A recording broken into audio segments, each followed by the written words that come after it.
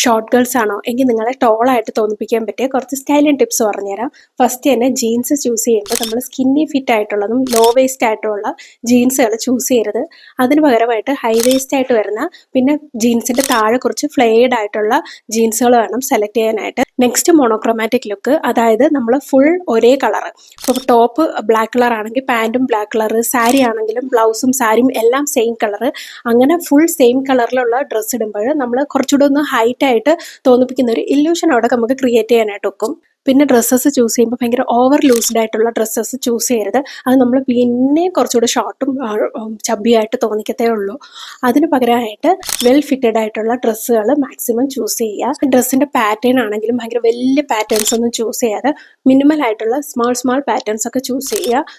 അപ്പം നമുക്ക് കുറച്ചുകൂടെ ഒരു ആയിട്ടുള്ളൊരു ഇല്യൂഷൻ അവിടെ കൊണ്ടുവരാനായിട്ട് നോക്കും. പിന്നെ നമ്മൾ സ്ട്രൈപ്സ് ഒക്കെ ആണെങ്കിലും വെർട്ടിക്കൽ ആയിട്ടുള്ള സ്ട്രൈപ്സ് ചൂസ് ചെയ്യുക. ഹൊറിസോണ്ടൽ ആയിട്ടുള്ള സ്ട്രൈപ്സ് നമ്മളെ വീണ്ടും ചബിയാക്കും.